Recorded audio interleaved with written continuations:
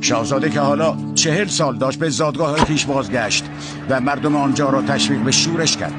بعد از پیروزی در مبارزه اول و یک مبارزه دیگر در مرز بین پارس و مارد، کوروش و متحدانش بعد از خیانت هارپاک و استیاگ ارتش او را در خارج از پاسارگاد شکست دادند و خیلی زود شهر اکباتان را فتح کردند.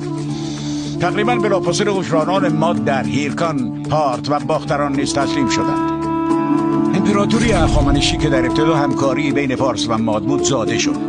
در نتیجه این اتفاق کوروش از روی وظیفه شناسی اداره این قلمرو تازه پیروز شده را به عهده گرفت.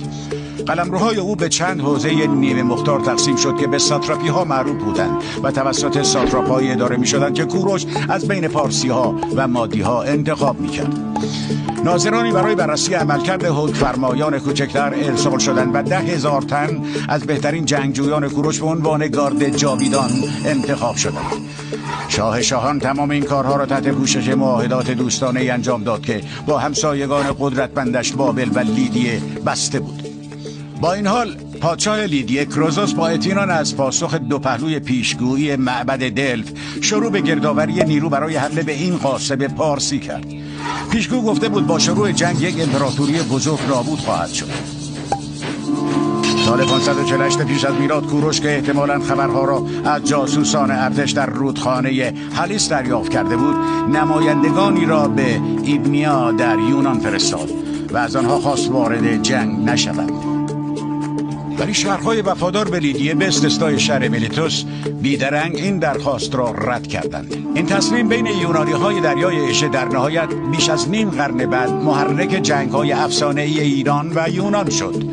کروزوس و ارتش بزرگش با گذر از هلیس و مرز هخامنشی‌ها در سال 547 به پتریا رسیدند و آن را اشغال کردند.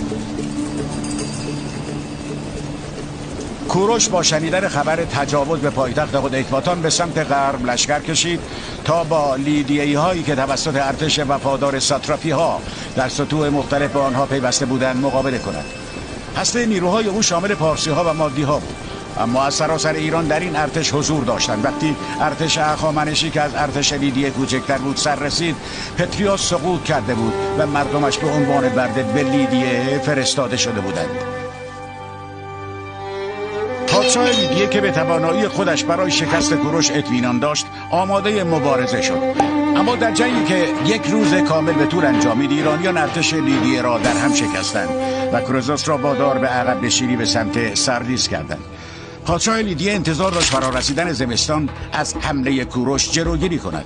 به همین خاطر مأمورانی را به سوی متحدانش بابل، مصر و اسپارت فرستاد و از آنها خواست تا 5 ماه دیگر ارتش‌هایی برای کمک ارسال کنند.